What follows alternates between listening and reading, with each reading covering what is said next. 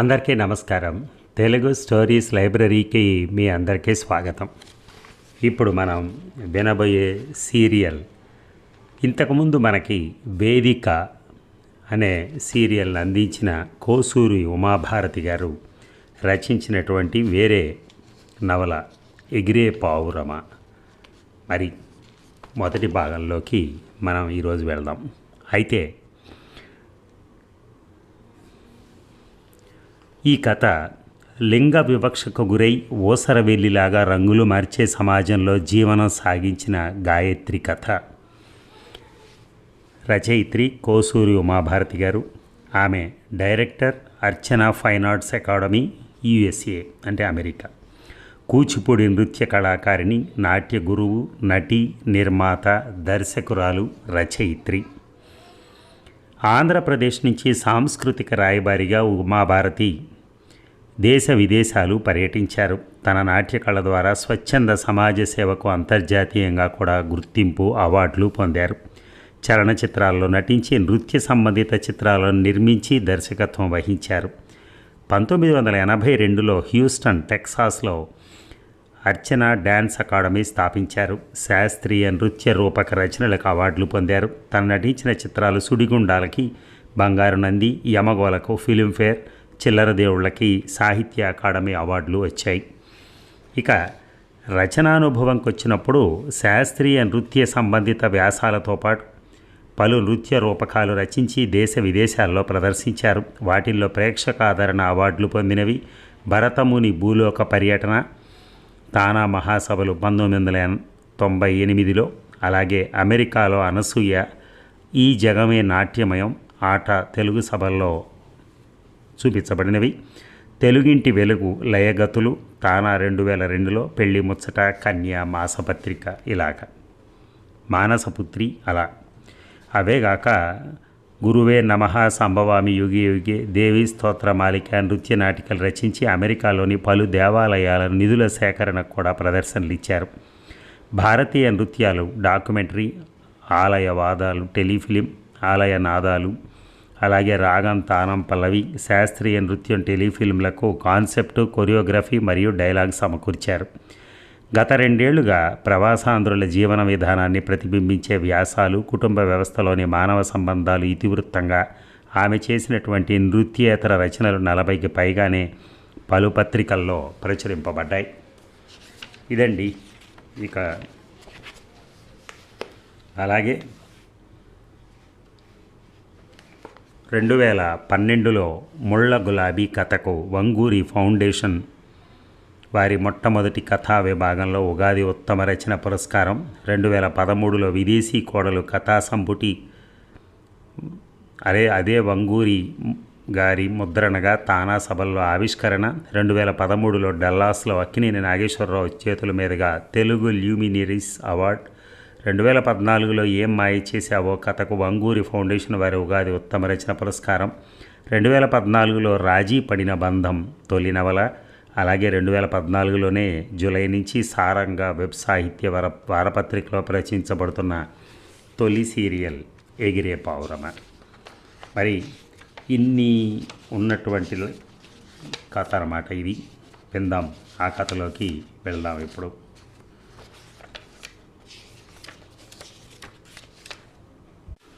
ముందుగా ఈ సీరియల్ గురించి రచయిత ఏమంటున్నారో విందాం.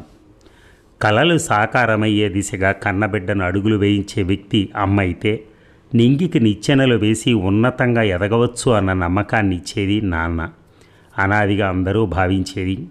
మా పొలిటికల్ సైన్స్ ప్రొఫెసర్ ఒకరు డ్యూటీస్ ఆఫ్ ఏ సిటిజన్ అనే శీర్షికపై సుదీర్ఘంగా ప్రసంగించేవారు. పెద్దవారి సంరక్షణలలో ఒదిగి స్వప్రయోజనాలలో ఎదిగిన వారు భావి పౌరులై నవ సమాజ నిర్మాణానికి కారకులవుతారు. ప్రాథమికంగా పెద్దల తోడ్పాటు, సహకారాలే ముందుగా వారి పిన్నలకు, తద్వారా సమాజ పురోగతికి ఊపిరిపోస్తాయి.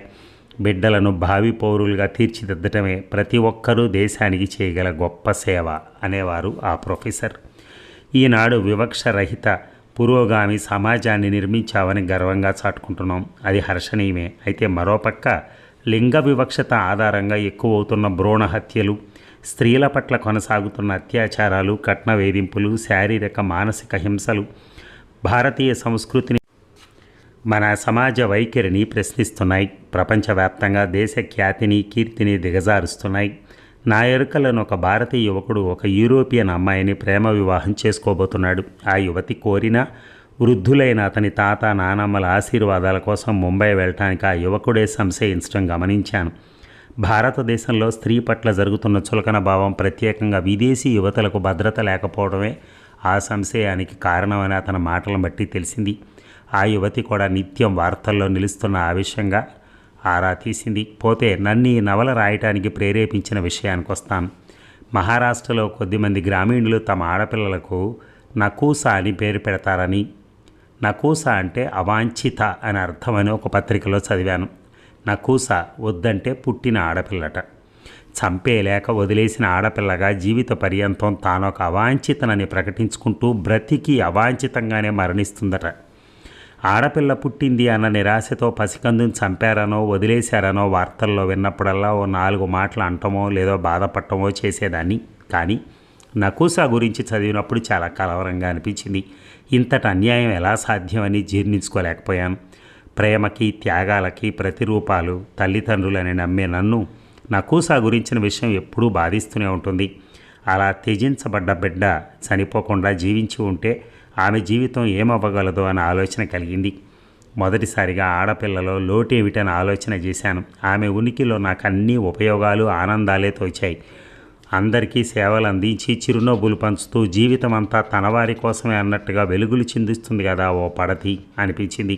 అయితే మరోపక్క క్లిష్ట పరిస్థితిలో చిక్కుకున్న ఆ పసిబిడ్డల తల్లులకు ప్రత్యామ్నాయ మార్గాలు ఉంటాయా? ఆ పసిబిడ్డలకు సంక్షేమ వాతావరణం ఉండగల అవకాశం ఉంటుందా అన్న విషయాలు కూడా ఈ నవలలో ప్రస్తావించడం అయింది. నన్ను కదిలించిన ఈ విషయమే ఎగిరే పౌరమ రాయటానికి ప్రేరణ అయింది.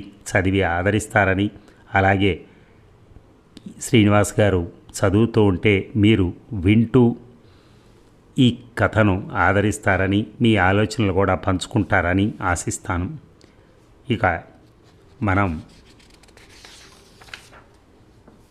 మరి మొదటి భాగంలోకి వెళ్దామా? ఎగిరే పావురమ మొదటి భాగం. కోవెలలోని రావి చెట్టు నీడనే అలవాటుగా నేను కూకునే నా స్థానం. చీకటితో తలారా స్నానాలు చేసి తయారయ్యాక పొట్టి చక్రాల బండి మీద నన్ను గుడికాడికి తెస్తాడు తాత. గుడి వాకిళ్ళు తెరవక మునిపే మేము అమ్మవారి గడపల్లోకి చేరుకుంటాం. కోవెల వెనక నుంచి వస్తే తిన్నగా రావి చెట్టు కాడికే చేరతాం. వస్తూనే చెట్టు పక్కనున్న కొళాయి నీళ్లతో మళ్ళీ మొహం కడిగించి నా నుదుటిన అమ్మవారి కుంకుమెడతాడు తాత. బొట్టెడితే మహాలక్ష్మినే, వేడుకున్న పలకని ఆ దేవత కన్నా పలకలేని నీ నవ్వులే నాకు చాలమ్మా అంటూ నా తల మీద ముద్దు పెట్టుకున్నాకే ఆ దేవుడికి దండాలు పెట్టుకుంటాడు తాత. రావి చెట్టు నీడనున్న అరుగు మీద నన్ను కూకోబెడతాడు.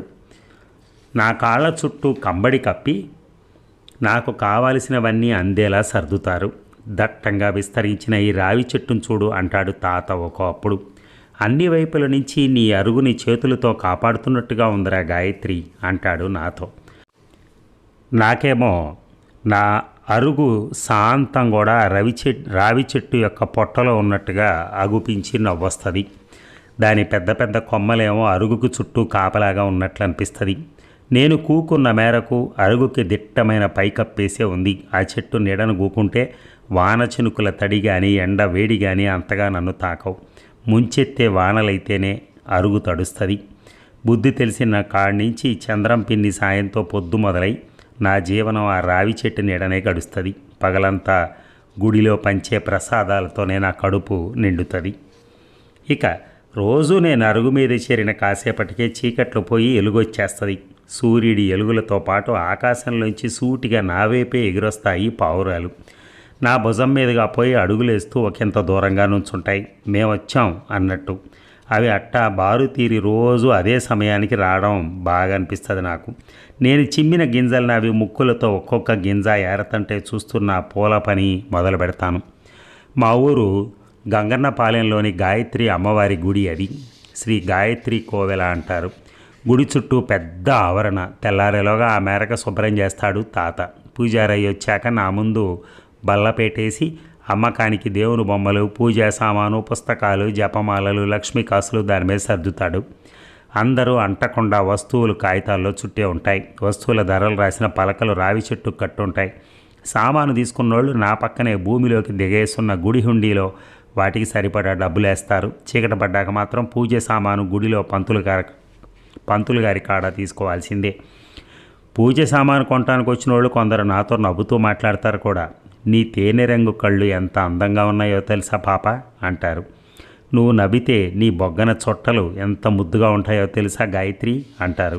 నాకు సిగ్గు అనిపిస్తుంది. ఇక తాతతో పాటు గుడి పనులకు రాములుంది.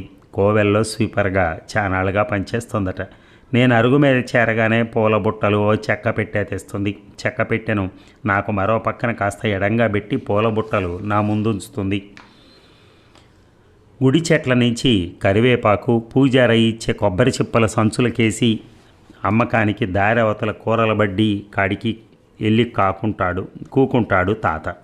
కాస్త నా బిడ్డను సాయంత్రం వరకు చూసుకోయే రాములు అంటూ తాత అంటాడు బయటికి పోయే ముందు. అట్టాగేలే సత్యమయ్యా, బంగారు తల్లి మన గాయత్రి, దానికి అందరూ చుట్టాలే అంటది బదులుగా రాములు ప్రతిసారి. రాములు అసలు పేరు రాములమ్మ. ఎప్పుడు నవ్వుతూ ఉండే ఆమెను అందరూ రాములు అనే పిలుస్తారు. ఆవరణలోనే రావి చెట్టుకు అవతల పెంకుటింట్లో ఉంటుంది. ఇంకా ఏడ కొలువు చేసే మిగతా వాళ్ళ గురించి కూడా చెప్పాడు తాత. వాళ్లే అర్చకులు, పంతులు గారు, గుడి కాపలాదారు నాయుడన్న. వాళ్ళు కూడా కుటుంబాలతో రాములు పెంకుటిల్లేనకే మిద్దెల్లో ఉంటారు. ఇక ఈ కోవెలకే కాదు, మా ఊరికి కూడా పెద్ద దిక్కు పూజారయ్య సోమయాజులు గారేనంట. వీధి అవతల పెద్ద ఇంట్లో ఉంటారు పూజారయ్య కుటుంబం. గుడి వ్యవహారాలన్నీ చూస్తూ అందరికీ మేలు చేసే పూజారయ్యను చుట్టూ ఊళ్ళవాళ్ళు కూడా గౌరవిస్తారు. మంచి మనిషి మన పూజారయ్య అంటాడు తాత. ఇక ఇప్పుడు దసరా మూలంగా గుడి ఆవరణ రోజంతా జనంతో కిటకిటలాడుతోంది. ఈ 7 పూజలకి ఇసుకేస్తే రాలనంత జనం వస్తున్నారని తాత, చంద్రం, పిన్ని అనుకున్నారు. పిన్ని ఆమె పెనిమిటి రాంబాబాయి మా పక్క కొట్టంలోనే ఉంటారు. నా చంద్రమ్మ చెల్లికి మన మీద గొప్ప ప్రేమరా గాయత్రి. యాడికి పోకుండా మన కోసం పక్కనే చిన్న కొట్టంలో ఉండిపోయారు పిన్ని వాళ్ళు అంటాడు తాత. రాంబాబాయ్ మనకు చుట్టాల అబ్బాయి అవుతాడులే, అందుకే సాయంగా తోడుగా ఉంటాడు అంటుంది పిన్ని. పండగ పూజలకని ఇంకాస్త పెందరాళ్ళని నిద్రలేపుతున్నాడు తాత. పొద్దున్నే సాయం చేయడానికి వచ్చే పిన్ని దసరా పూజలు జరిగినన్నాళ్ళు నాకు ఒకంత ముస్తాబు చేసి మరీ కోవెలకు పంపుతుంది. ఇక పండగ ఆఖరి రోజున అమ్మవారి పూజలకు ఆడోళ్ళంతా ఎర్ర రంగు దుస్తులు వేసుకోవాలంట. పిన్ని నా చేత ఎర్ర చుక్కల అంచు పరికిణి, ఆకుపచ్చ జుబ్బా వేయించింది, ఎర్రటి బొట్టు, గాజులతో సహా. సాయంత్రం జరగబోయే పాట కచేరీ, డ్యాన్స్ ప్రోగ్రాంల గురించే ఊరంతా చెప్పుకుంటున్నారు అంది పిన్ని. పాట, డ్యాన్సు చూడాలని నాకు కూడా ఉత్సాహంగా ఉంది. ఈ గుళ్ళో నేను చూస్తున్న 3వ దసరా ఇది. మొదటి దసరాకు నాకు 5 ఏళ్ళంట. అందంగా బొమ్మల్లే ఉన్నావే. తలదూడం అయ్యాక నా బుగ్గలు నొక్కింది పిన్ని. పద ఇంకెళ్ళండి, తయారై నేను పెందరాళే వచ్చేస్తానంటూ నన్ను తాతను బయలుదేరదీసింది. ఇక గుళ్ళో అడుగు పెడుతూనే రాములు నీళ్ల బిందెతో ఎదురడ్డది. జాప్యం లేకుండా పనులు చకచకా జరగాలన్నాడు తాత మాతో. రాములు తెచ్చిన 5 బుట్టల పూలు విడదీసి గుట్టలుగా పోసుకుని పని మొదలెట్టాం. తొడిమలు తీసి కాడలు కత్తిరించి నేను పూలను బుట్టకేస్తూ ఉంటే అరుగుల మధ్య గింజలేరుతున్న పావురాలను గమనిస్తూ మాలలు కడుతోంది రాములు. ఆ చిన్న గువ్వలు నీకు మళ్ళీనే ముద్దుగా బొద్దుగా ఉన్నాయి కదూ అంటూ వాటికి మరో గుప్పెడు గింజలు చిమ్మిందామె. అట్టా అన్నందుకు తల వంచుకుని నేను కోపం నటించాను. అబ్బో, మా గాయత్రి బొంగమూతి ఎంత ముద్దుగా ఉందో. ఈ ఏల చేతులకి గాజులు, కాళ్ళకు పట్టాలెట్టి గువ్వ పిట్టల్లే చక్కగా ఉంది పిల్ల అంటూ నా నెత్తిన మొట్టింది. ఇద్దరం నవ్వుకున్నాం. రాములకి నేనంటే ప్రేమని ఎరికే. ఎప్పుడన్నా నా జడ కుదరకపోతే పనులయ్యాక కబుర్లాడుతూ మళ్ళీ జడేస్తుంది. రాములు, తాత కూడా రోజు కాసేపు కబుర్లు చెప్పి నన్ను నవ్విస్తూ ఉంటారు. నాకెన్నో సంగతులు తెలిసేలా చెప్తారు. తిరిగి నేను ఏదైనా అన్నా నా సైగలను తెలుసుకునేది తాతతో పాటు రాములు, చంద్రం పిన్నే. మధ్యాహ్నాలు గుడి తలుపులు మూసాక ఒక్కొక్క మారు కాసిన్ని బొరుగులు తెచ్చిచ్చి పక్కనే కూకొని కథలు చెప్తూ చక్కని బొమ్మలు కూడా గీస్తుంది రాములు. దగ్గరుండి చూసినా నాకు ఆమెలా బొమ్మ వేయటం చేతవలేదు. ఇట్లా రాముడు గురించి అనుకుంటూ పూల పని ముగించేటప్పటికీ ఆమె దండలు కొట్టడం కూడా అయినట్టుంది. ఏ గాయత్రి, ఏమిటి అంతగా ఆలోచన? పండగ పూట సెకసెక పనులు కానిమన్నాడుగా తాత. నీ పోలిటి అన్ని దేవుళ్ళకి అందించాలి అంటూ నా కాడి పూలు కూడా కలిపి 4 బుట్టలకేసి ఆవరణలోనే ఎడంగా ఉన్న చిన్న గుళ్ళ వైపు కదిలింది. ఇక రాములు కాళ్ళకెట్టిన మువ్వల చప్పుళ్ళు వింటూ ఆమె వంకే చూశాను. పండగ ముస్తాబుగా కళ్ళ నిండా కాటుకెట్టి చేతులకు రంగురంగుల మట్టి గాజులేసింది రాములు, కడియాలు ముక్కెరలతో సహా. ఎన్ని గాజులో ఎన్ని రంగులో చూడటానికి ఎంత బాగున్నాయి. రాములు ముస్తాబే కాదు, నాకు ఆమె చెప్పే కథలు కూడా బాగుంటాయి అనుకుంటూ అరుగు మీద చిందరవందరగా పడున్న తొడిమలు, కాడలు, రాలిన ఆకులు అందినంత మేరకు బుట్టగేయడం మొదలెట్టారు. కోవిలకు వచ్చిన వాళ్ళందరూ రాములతో ప్రేమగా మాట్లాడతారు. నాకే కాదు, రాములంటే అందరికీ ఇష్టమే. ఆమె చిరకాల స్నేహితులు సుబ్బి, మాణిక్యం అప్పుడు గుడికొచ్చి కాసేపు ఆమె కబుర్లు చెప్పిపోతూ ఉంటారు. రాముల గురించి అనుకుంటూ నా చుట్టూ ఉన్న అరుగంతా శుభ్రం చేసేశాను. ఇంతలో బుట్టెడు పత్తి తెచ్చి నా ముందుంచింది రాములు. పండగలు కదా, ఎన్ని ఒత్తులైనా సాలటం లేదు, పంతులు గారికి ఇంకా ఒత్తులు కావాలంట అంటూ పక్కనే కూకుంది. సగం ఒత్తి విడదీసి తన ముందేసుకుని ఏం ఆలోచిస్తున్నా అని అడిగింది నా వంక చూస్తూ. నీ గురించే అని సైగ చేశాను. నా చెవి పిండింది రాములు. తిన్నగా 8 ఏళ్ళు నీకు నా గురించి ఆలోచించే అంత పెద్దదానివా, పని కానీ అంది తను నవ్వుతూ. చేతిలో పని అయ్యాక నీ జడలోకి మల్లె చెండు కడతాలే అంది. ఇద్దరు ఒత్తులు మొదలెట్టాం. ఇక సాయంత్రం పండగ సంబరాలకి సుబ్బి, మాణిక్యం సహా చాలా జనం వచ్చారు. పాట కచేరీ, డ్యాన్స్ మొదలయ్యాయి. నా ఈడు ఆడపిల్లలు అందంగా అమ్మవారికి మళ్ళీనే తయారై కాళ్ళకు గజ్జెలు కట్టి అందంగా ఆడుతున్నారు. మధ్య మధ్యలో నాకన్నా చిన్న కోనలు గొంతెత్తి కీర్తనలు, దేవుడు పాటలు తాళం వేసి మరీ పాడుతున్నారు. జనాలు మెచ్చుకుంటున్నారు. డ్యాన్సులు చూస్తూ పాట వింటుంటే వాళ్లకు మళ్ళీ నేనెందుకు ఆడలేను, ఈ తడవ ఇంకింత నిరాశగా అనిపించింది. అసలు ఎందుకు కదలలేనని దిగాలుగా అయిపోయాను. ఇట్ట నా ఈడవాళ్ళు పట్టు పరిగిణీలు వేసి పరుగులెట్టడం చూసినప్పుడల్లా నాకు వాళ్ళలా పరిగెట్టాలనిపిస్తుంది. నా అరికాళ్ళు చీమలు పాకినట్టుగా చెమచిమలాడతాయి. బొద్దుగా కనపడినా నడవలేవు నా కాళ్ళు. కావలసినప్పుడు చేతుల సాయంతోనే నేల మీద కాస్త దూరం మెసలగలను. సాయం పడితే పైకి లేచి కొంత దూరం గెంతుతూ కదలాడగలను. నా ఆసరా కర్ర ఎప్పుడూ నాతోనే ఉన్నా కదలటానికి మరొకరి సాయం ఉండాలి. ప్రతిరోజు నాకు సాయం పట్టి మరోమారు అంటూ నన్ను అరుగుల చుట్టూతా తిప్పుతుంది రాములు. నా ఈడు వాళ్ళలాగా చిలకల్లే పలకలేను, దేవుని ముంగిట గొంతెత్తి పాడను లేను. అందరిలా నేను పలకాలని పాడాలని కష్టపడ్డప్పుడల్లా గొంతు మంటెట్టి నొప్పెట్టి కన్నీళ్ళు వస్తాయి. మమ్మ అని మాత్రమే శబ్దాలు చేస్తుంది నా గొంతు. ఎప్పుడన్నా కష్టంగా తోచి అరవాలనిపిస్తుంది కూడా. అంతకన్నా ఏం చేయగలను అనుకుంటూ తలంచుకుని ఉండిపోయిన నా భుజం మీద ఎవరో తట్టారు. తిరిగి చూస్తే చేతిలో ప్రసాదాలతో పిన్ని. అట్టా చూస్తుండిపోయావేరా, అలసిపోయావా, లోన పూజ ముగిసి హారతి ఇవ్వడం కూడా అయిందిలే అంటూ ప్రసాదం అందించింది పిన్ని. కళ్ళకద్దుకుని తినేసి ఇంకింటి దారి పడదాం, తాత మన కోసం మెట్ల కాడుంటానన్నాడు అంటూ పక్కనే కూర్చుంది. ఎందుకు దిగులు మొహం, కాస్త నవ్వు. ఈ పండగ నాడు నీ ఈడు పిల్లలందరిలో నువ్వే ముద్దుగా ఉన్నావంట తెలుసా, మన వీధి అమ్మలక్కలంతా అంటున్నారు అన్నది నన్ను నవ్వించాలని పిన్ని. నా నవ్వులు బాగుంటాయని తాత అంటాడు. రాములు కూడా నాకు చక్కెలి గింతలు పెట్టి మరీ నవ్విస్తుంది. ఇక దసరాల ఈ వారమైనా ఈ తడవ మిగులు పనులు అవలేదు. అమ్మోరికి భక్తులు ఇచ్చుకున్న కానుకలు, సీరలు సగమైనా సర్దలేదు అంది రాములు మాలగడుతూ. 10 రోజులు దసరా పూజలకు గుడి హుండీలో తరగని చిల్లర చేరిందట. పూల పనులయ్యాక చిల్లర పట్టుకెళ్ళి వేరు చేయమని పంతులు గారు పిలిస్తే వెళ్ళింది రాములు. చిల్లరతో నిండున్న పళ్ళాలు దొంతిగా పేర్చి పట్టుకుని అడుగేసుకుంటూ పిల్లిలా వస్తున్న రాములను చూసి నవ్వొచ్చింది. అరుగు మధ్యగా పరిచిన తెల్లటి తుండు మీద చిల్లర పోసుకుని కాసుల్ని వేరు చేయటం మొదలెట్టాం. ఆ చిల్లరంతా అయ్యేంత మటుకు రోజు కాసేపు చేయాలంటే ఈ పని అంది రాములు. మధ్యాహ్నం 1 గంటకు ముందే కూరల బడ్డీ కాడ ఉండాల్సిన తాత గుళ్ళోకి రావటం ఆగపడింది నాకు. వెనకాల ఒక పెద్ద ఆయన, ఒక ఆడ మనిషి కూడా ఉన్నారు. గుడి ముయ్యటానికి ఇంకా అరగంట అయినా ఉందే. సత్యమయ్య ఇయ్యాల కాస్త పెందరాళ్లే తినటానికి వస్తున్నారా అంది రాములు అటుగా చూస్తూ. అప్పటికే ఈ పూట తినటానికి మాకు ప్రసాదాలు, తాగడానికి కొబ్బరి నీళ్ళు తీసి పక్కన పెట్టింది. కాదులే, ఆయన వెంట ఇంకెవరో కూడా ఉంటారుగా అంది మళ్ళీ ఈమె. మాకు దగ్గరగా వచ్చాక ఇప్పుడే వస్తా అన్నట్టు సైగ చేసి వచ్చిన వాళ్ళని గుళ్ళోకి తీసుకుపోయాడు తాత. ఇక చిల్లర సంచులు అప్పజెప్పడానికి రాములు వెళ్ళగానే అరుగుల కాడికి వచ్చాడు తాత. తన వెంటున్నోళ్ళని ఆయుర్వేద డాక్టర్లు లలితమ్మ శివయ్యలుగా చెప్పాడు. వాళ్ళకి దండాలెట్టారు. శివయ్య నాకు ఎదురుగా కూకుంటూ, బాగా ఎదిగావు పాప, నిన్ను 3 ఏళ్లప్పుడు మా వద్దకు తెచ్చాడు మీ తాత. నిన్ను పరీక్షించి ఆరోగ్యం, ఎరుక, తెలివితేటలు వయసుకు తగినట్టుగానే అనిపించడంతో నీ కాళ్ళల్లో చలనం, నీ నోటంట మాట తప్పకొస్తాయని చెప్పాం అన్నాడు. లలితమ్మ నా పక్కనే కూకుని నా కాళ్ళు పరీక్షించింది. ఎదురుగా నిలబడ్డ తాత వంక చూసి, చూడు సత్యం, మేము గాయత్రిని చూసి కూడా అప్పుడే 5 ఏళ్ళు అవుతోంది. ప్రస్తుతం 8 ఏళ్ల వయసుకు తగ్గట్టుగానే ఉంది. పెరుగుదల విషయంగా ఏ లోటు లేదనిపిస్తోంది అంది. మరి నేనిచ్చే తైలం, పసరు కాళ్లకు పట్టించి కాస్త మర్దన చేస్తున్నారా గాయత్రి అని ఆమె నన్ను అడిగిన దానికి తలాడించాను. వారానికి ఒకసారి చేస్తున్నామన్న సంగతి ఆమెకి నచ్చలేదు. తాత వంక తిరిగి, పిల్లకు 18 ఏళ్ల వయసు వరకు పెరుగుదల ఉంటుంది. ఈలోగానే ముందైతే గాయత్రిని ఒకసారి మా వద్దకి తీసుకునిరా, వాళ్ళకి కాళ్ళకు వ్యాయామం చేయటం నేర్పిస్తాను అంది డాక్టర్ అమ్మ.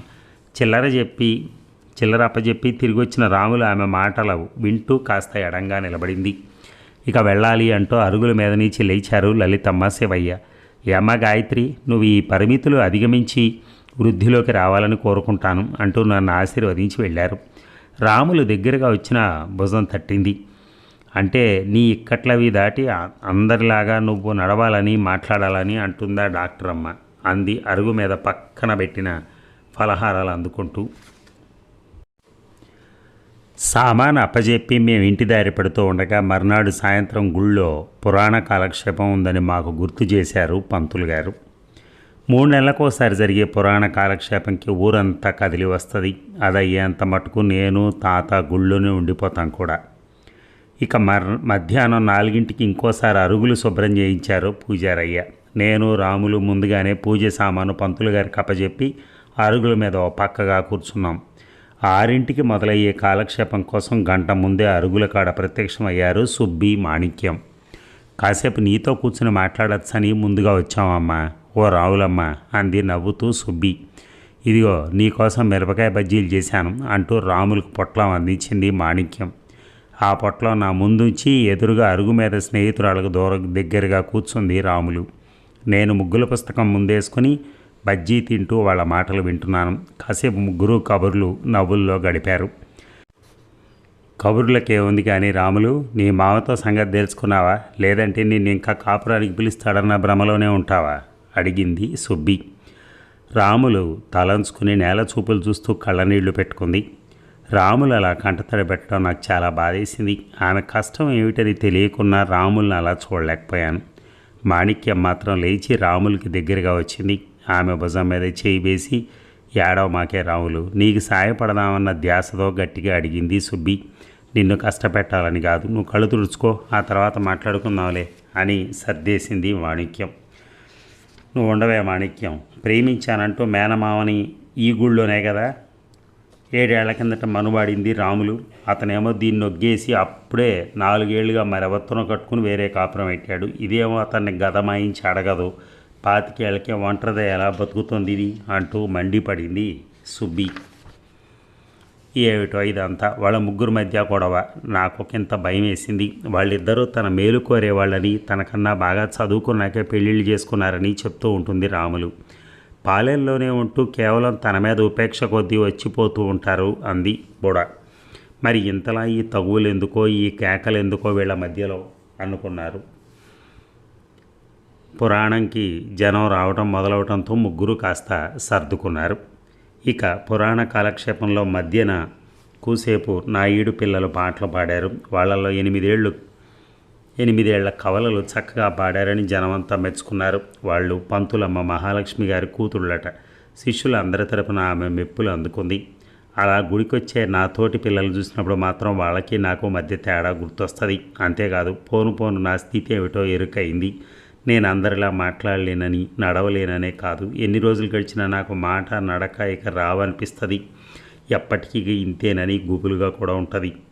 వెంటనే తాత గుర్తొస్తాడు. నన్ను తాత ఎంతో ప్రేమగా సాకుతున్నాడని గుర్తొస్తుంది. పసిబిడ్డగా దిక్కులేని నన్ను తాత దయతో దగ్గరికి తీశాడని నాకెరికే. మరి నాకు అమ్మ నాన్న లేనట్టేగా అని బాధగా ఉంటుంది. ఒకవేళ ఉన్నారేమో, ఉంటే ఏమయ్యారు అని కష్టంగా అనిపిస్తుంది. నా చుట్టూ లోకాన్ని చూస్తుంటే రోజంతా ఈ మధ్య అలాంటి ఆలోచనలే కమ్ముతున్నాయి. ఒక్కొక్కసారి పావురాలు వచ్చి నా ఆలోచనలు మళ్ళిస్తాయి. ఒక్కటైనా వచ్చి నా భుజం మీద కూడా వాళ్తుంది. పావురల్లా ఎంచక్కా నేను ఎగిరిపోగలిగితే నడవలేను, మాట్లాడలేను అన్న ఆలోచన ఉండదుగా అనుకుని నవ్వొస్తుంది. ఇక కోవెల్లో మళ్ళీ దీపాల పండగ సందడి రాబోతోంది అంది అరుగులు కడుగుతూ రాములు. అరుగుల కాడ తచ్చాడి అప్పుడే ఆకాశంలోకి దూసుకుపోతున్న పావురాల వంక చూస్తూ మా కాడికొచ్చాడు పంతులు గారు. చేతుల్లోని ప్రసాదం దొన్నెలు నా పక్కన అరుగు మీద పెడుతూ మా దినచర్యలో భాగం అయిపోయిన పావురాలు నిజానికి పెంపుడు పక్షులే అన్నాడు ఆయన. పావురాయి శాంతికి, ప్రేమకు చిహ్నం, నిష్కళంకమైంది కూడా. మీ ఇద్దరు వాటిని దయతో చూస్తున్నారుగా, మంచిదే. అలాగే ఆ గాయత్రి దేవుని కూడా నమ్ముకోండమ్మా, మిమ్మల్ని ఆ తల్లే కాపాడుతుంది అంటూ నా వంక చూశారు ఆయన. ఏమ్మా గాయత్రి, ఈ మధ్య పూలదండలు కూడా తయారు చేస్తున్నావుగా, ఇవాళ తులసిమాల నువ్వు చేసిందేనని చెప్పింది రాములు. చక్కగా ఉందమ్మా, కానీ మంచి పనే అంటూ వెనుతిరిగారు పంతులు గారు. రాములు వచ్చి నా పక్కనే కూర్చుని ప్రసాదం అందుకుంది. అంటే మన పావురాలు నీకు మళ్ళీనే అమాయకమైనవి, చాలా మంచివి అని చెప్తున్నారు మన పంతులు గారు అంది నవ్వుతూ రాములు. దీపావళి పండగప్పుడే నా చేత రాములకి, పిన్నికి కూడా చీర, రవిక, గాజులు ఇప్పిస్తాడు. తాతని గుర్తొచ్చింది. మా అయ్య జబ్బుపడి మంచాన ఉంటే మరి మీ తాతే నా మనువు జరిపించాడు. అందుకే సత్యమయ్య నాకు తండ్రితో సమానం అని రాములు గుర్తు చేసుకుంటే, సవతి తల్లి బిడ్డవైన నన్ను తన బిడ్డలా చూసుకుంటాడు మా అన్న అంటూ కండతడ్డి పెడుతుంది చంద్రం పిన్ని. తాత అంటే వాళ్ళిద్దరికీ ఎంతో ప్రేమ అని కూడా గుర్తొచ్చింది. ఇక వర్షం మూలంగా గుడి కాదనే ఒకంత ఆగినాక ఇంటి దారి పట్టాం. కొట్టాన్ని చేరగానే కాళ్ళు చేతులు కడుక్కొని పొయ్యి కాడ మూతేసున్న ముద్దపప్పుతో బువ్వ తింటూ ఉండగా వచ్చారు చంద్రం, పిన్ని, రాంబాబాయ్. ఏందన్నా ఆలస్యంగా వచ్చారు, అయ్యాలా? తొందరేం లేదు, మేము ఆగుతాంలే, నింపదిగా తినండి అంది. మాకు కాస్త దూరంగా గట్టు మీద కూర్చున్నారు. గబగబా తినేసి వాళ్ళ కాడికి వెళ్ళాడు తాత. ఇదిగోనేవు చంద్రమ్మ, నీ లెక్క ఈ తడ నువ్వు అన్నట్టు చిల్లరంతా పోగేసి నోట్లుగా మార్చిపించిన అంటూ తన చొక్కా జేబు నుంచి డబ్బు నోట్లు తీశాడు తాత. ఇదేమో నీకు ఇయ్యాల్సింది, ఇదేమో మన గాయత్రి చెక్క హుండీలోది, మరి చిన్నదాని లెక్కంతా నీ చేతుల్లోనే ఉంది అంటూ వేరువేరుగా డబ్బును చంద్రం పెన్ని చేతికిచ్చాడు. ఆమెకు ఆ డబ్బు లెక్కెట్టుకొని ఇచ్చాడు. ఏదైనా నీ మేలుకు రుణపడే ఉంటానమ్మా చంద్రమ్మ. ఇంటి లెక్క, వంట మా బాగులు అన్నీ నువ్వు చూడకపోతే మేమెట్ట బతుకుతామో కదా అన్నాడు తాత. లెక్కెట్టిన డబ్బును చెంగును ముడేసుకుంది చంద్రమ్మ. ఊరుకో అన్న, ప్రతిసారి నువ్వు ఈ మాట నాలన తల్లి ఒగ్గేసిన నన్ను ఆగమైపోకుండా కాపాడేవన్న విశ్వాసమే అనుకో నాకు అంటూ లేచి వెంట తెచ్చిన వెచ్చాలు పొయ్యి కాడ ఉంచొచ్చింది పిన్ని. రాంబాబాయ్ కూడా లేచి పొయ్యి వెనకాతల కిటికీలో మేకులు కొట్టేదో చెక్క పని చేయడం మొదలెట్టారు. సరేలే కానీ ఇక నుంచి గాయత్రిని రిక్షాలో గుడికి చేర్చన్న, మా ఆయన కూడా అదే అంటున్నారు. నీ వయసుకి ఇంత పిల్లని 2 ఆమడల దూరం బండి మీద లాగడం మామూలు విషయం కాదు. చిన్న చక్రాలతో తేలిగ్గా ఉండేటట్టు నువ్వు గూడు రిక్షా చేయించినా లాగాలిగా. నీ ఆరోగ్యం చూసుకో మరి, లేదంటే గాయత్రికే కష్టం అవుతుంది. ఎల్లుండి నుంచి నేను మాట్లాడి పెట్టిన రిక్షా అబ్బాయి వస్తాడు అని నా స్నానంకి బట్టలు తుండు అందుకుంది పిన్ని.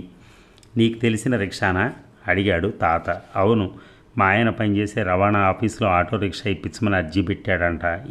తెలిసిన అబ్బాయి ప్రస్తుతం పాలెంలోనే రిక్షా నడుపుతున్నాళ్లే అన్నాను. మా ఆయన ఈ విషయం నాకు చెప్తేనే ఇలా ఏర్పాటు చేశాను అంటూ భరోసా ఇచ్చింది పిన్ని. ఈలోగా మా పొయ్యి వెనకాతల కిటికీలో వాళ్ళ కొట్టాల వైపుగా ఒక బడిగంట లాంటిది బిగించాడు రాంబాబాయ్. నాకు అది చూపెట్టి గణగణ దాన్ని మోగించి వినిపించాడు కూడా. అనవసరంగా వాళ్ళని పిలవాలంటే గంట మోగించడమే, అవసరంగా పిలవాలంటే అంటూ చేతులు దులుపుకొని పొలం సంగతి మాట్లాడాలని తాతను బయటికి తీసుకుపోయాడు.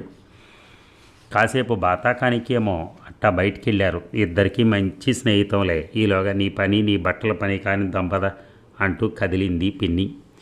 ఇక శుక్రవారాలు అలవాటుగా అమ్మవారికి తులసి మాలలు కడుతోంది రాములు.